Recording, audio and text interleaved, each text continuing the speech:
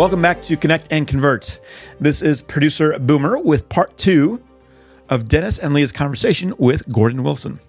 If you missed part 1, Gordon shared why most small business owners struggle. Today, we're diving deeper into Gordon's methodology. You'll hear about his unique elevator coaching approach, his philosophy on questions versus statements, and a memorable story about coaching a defiant 19-year-old transitioning from technician to business owner, and the crucial difference between managing and coaching. But it's not just his results. It's his approach to truly understanding each individual on his team. Let's jump right back into the conversation with Gordon Wilson. What happens is people come in and they make good money, but at a certain point, when the pain overrules the money, the pain becomes more important. Even your most driven financial people, when the pain to get there becomes overwhelming, the money no longer becomes important.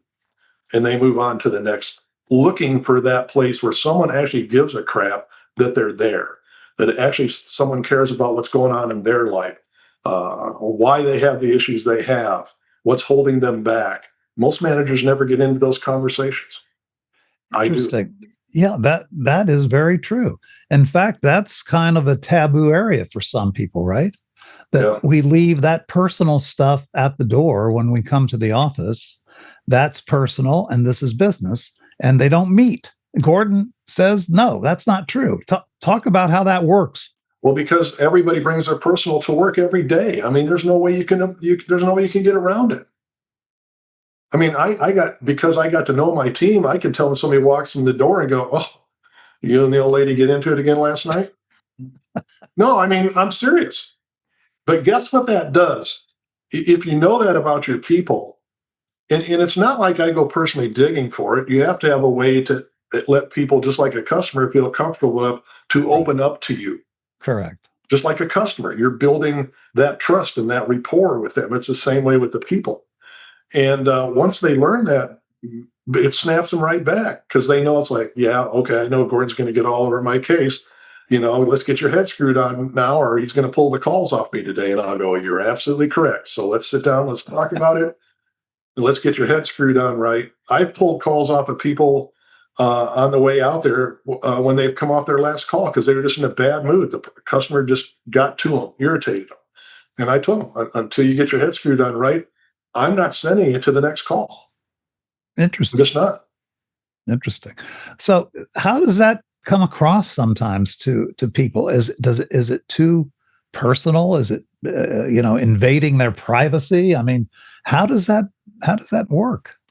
Well, I try to equate everything to a sales call as much as coaching. So it'd be like me telling a customer that, please understand, I'm just here to help you today. Okay. And it's the same way with my team. At the end of the day, look, everybody knows I dropped the tablet coming down the mountain with Moses. Okay, everybody knows. Was that you? Still here? Where did you park your wheelchair? Did you leave your walker in the closet? All that kind of stuff. Oh my! I know. I get all of it. But at the end of the day, here's the thing. With that comes, even though a lot of them don't want to admit it, a degree of success, knowing that for a company to hire me, there must be something in this person. Okay. And I use that to the fact that, look at guys, I don't have to work. This is a choice. I like helping people become more successful professionally and personally as I can, and as they will allow me into their life. Right. A customer won't buy from you unless there's some allowance into each other's life. It's an exchange. In that comes story about why I understand, hey, this just didn't happen from birth. It's a process. And that's how I do it. It sometimes, on the younger ones, you can get there pretty quick. Some of the older guys that are stuck in their ways, you have to be patient. You have to look for your timing in the right place to have that conversation. But very rarely have I not been able to get there and get some sort of dialogue and trust going on that I am here to make you be better. That's again, what do you look for as a small business owner? What traits do you look for to identify that? That's hard to identify. Well, let me tell you something. I've been an advocate for a long time of hiring old people. Um, Yay, old people. but what I mean in that is, do the companies realize how many bored out of their ever loving mind? They've played 3,000 rounds of golf. Okay, they've getting yit faced at the bar, the golf club, and after a while, it's like I'm but they have all this decades and wealth of knowledge of building stuff or being successful in doing stuff. Now, not all of them are good, but there are those little gems out there that know what it takes to be successful. But you still have to see, the problem is we have people interviewing people that don't know what it's like to interview a person. Whoa. People interviewing people who don't know how to interview? Right. Why would they? Where would they have picked that up at? That's a good question. I guess so by hook or by crook. So they look at the Not resume or the intentionally. online video, and if they like the demeanor and he doesn't look like he just got out of bed, 5 days ago and hasn't been back. Hasn't had a But doesn't his have a resume's set, his resume's pretty tight. He's got a lot of experience. Yeah, let me talk to him. Yeah, he seems all right. I'll give him a shot. A lot of these people are almost professional interviewers, wouldn't you say, Gordon? Like they know what to say, just like building a resume. You know what to put on there, you get the interview. Um, but there's a lot of merit in experience. And it actually bugs me a little bit when you, Gordon, and you, Dennis, give each other a hard time for being, the get off my lawn types, yeah. because you're emphasizing the wrong part of it and it becomes a joke and it's a meme in itself. But the reality is, I have learned so much from you, Dennis, and I've been in the industry for 35 years. So, but you learn and you're open to learning. And similar to mentoring, Gordon, you said there are people that don't want to be mentored. But when they see the success of the people that are actually working with you, that are hitting their goals and on their numbers, that's what our small business owners need to remember. You don't shuffle somebody off because of a tag on their driver's license that indicates a date. It's, what do you need? Who has it? And let's use that. That's about building. I have never worked in any place I can think of in my multiple careers that really anybody gave a fat crap about who I was. It was what I could do. Yes. Yeah. At That the end is of the the most day, important thing. because I'm the strong person I am, I really didn't care. Just get away from me. Tell me how much I can make, and I'll go do this. I mean, Get to the bottom line. but yeah, seriously. But that's me. Well, how much can I make? What do you need? What are your expectations? And if I can live with it, I commit to it. And I have a refuse to lose attitude. So I used to tell people, if I'm not your best in 6 months, put my butt out the door. And I've used that through my whole career. But what I'm saying is that you need owners, small business owners really need to think about what they want to bring into their business. Yes, you want to grow. Yes, the first thing, the reason they want to do this is, I don't have the coverage. The phone's ringing off the hook. I can't get enough. I don't have enough text to get out there. Okay. I've been closing stuff on my own, and most owners give crap away. That's how they keep their business floating. So they don't really know a whole lot about the sales process, whatever that may be, because it was broke and they sold it. So now they're a hero. But you really need to think, okay? And there are those out there. This isn't a generalization of the entire industry. But what I personally have witnessed is they're very good at being a tech. They're 75% good at running a business. They are terrible at managing employees. Mm. And so, because people forget who brings you to the dance, and who brings you to the dance are the people. And I realize that's an old term. There's no dances anymore, but that's an old I don't statement. know. That's an old statement back in the day. I know you still waltz around the dance. Oh, yeah. I mean, Yeah. Trip once in a to while. Light Fantastic, Off you, Dennis, on it again. Oh, Hey, boy. I have a question for you, Yep. regarding that, Gordon. So when you're talking about people and how they like, can be difficult to manage. In my experience, the ones that are difficult are the ones that actually can really make a difference in your business. Those Yes. man, it's just like a horse, man. If you can get the halter on that horse, it's gonna plow the field for you. But it's getting to that point, and that's where you are. It's showing them, hey, this is not gonna hurt. I'm putting it on there. Here's a little bit of sugar. Let's go. Now let's make something happen. Because people are happiest when they are accomplishing something. So if I would say this to the small business owner: if you're going to hire a racehorse, so to speak, that will be one of your biggest nightmares, but one of your most profitable nightmares. Yeah. They are the hardest to deal with. I know, because I was all that in a bag of chips. I was the prima donna. I was in the office at 7:30. I was done by 2 and on the beach. Whoa. Well, because I came in, I put in 8 or 10 hours in a 6-hour period. All my stuff was covered. I'd CYA'd everything for the day. And that's a mindset. That's a come in, you're going to kill it, and you go. Mhm. Every good salesperson in HVAC, and I've managed HVAC sales guys that were doing 5 to 6 million a year in sales. Okay, they were my biggest pain in the butt. Not the easiest people to manage, but you have to figure out a way to get to them. And that way is, are you absolutely because most of those guys are money driven, right? But some of them become complacent. So you have to find out with them, are you where you want to be? Okay. Are you there yet? If the answer is yes, I said, okay, you're profitable, you're killing it, go do your thing. Need any help, let me know. You're okay then. You don't need anything else, nothing else, you're good to go. Okay. Right. Now However, I've seen small businesses where the temptation of the owner or a manager trying to impress the owner is the optics. Well, you know what? Sorry, Gordon, I know you've got all your stuff done, but you're leaving at 2 to go and golf or hit the beach or hang out with your grandkids. That's not going to work for me. I need you back in the office at 5, just so people see that you're working. That optics, the Mhm. it's a false, almost an administrative type of an outlook as opposed to results.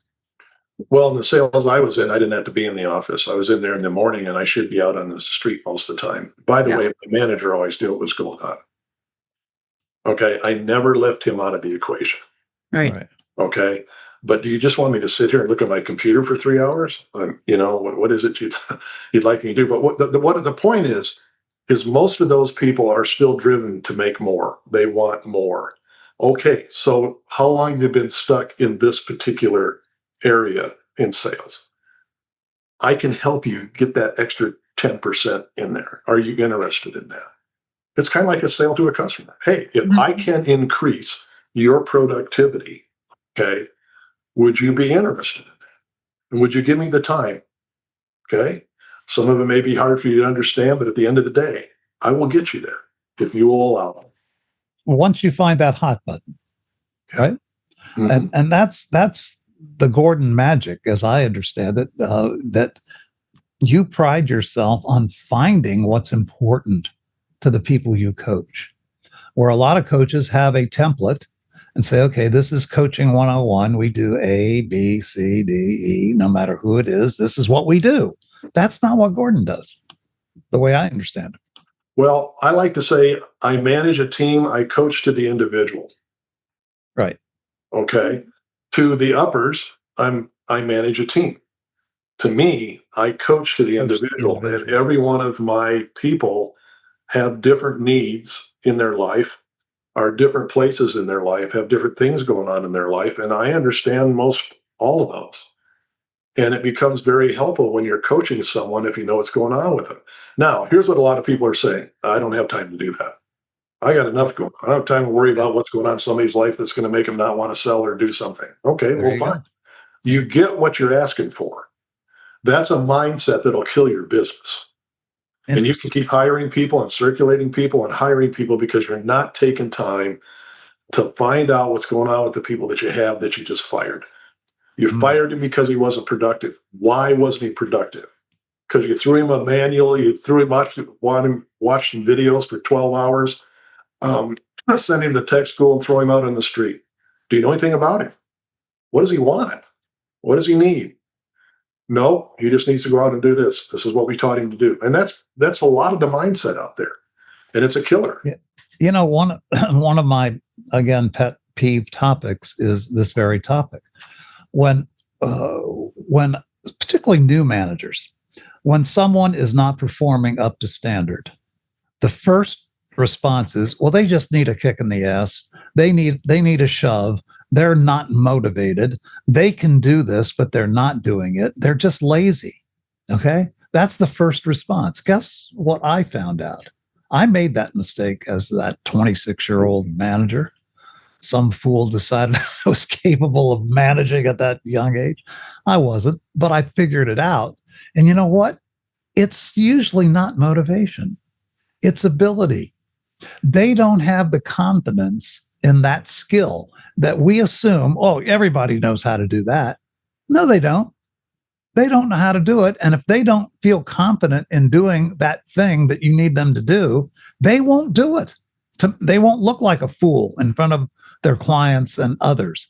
So it's not motivation many of the times. It is a lack of skill, a lack of ability. Have you found that to be true? Yes. Unfortunately, I think it just, I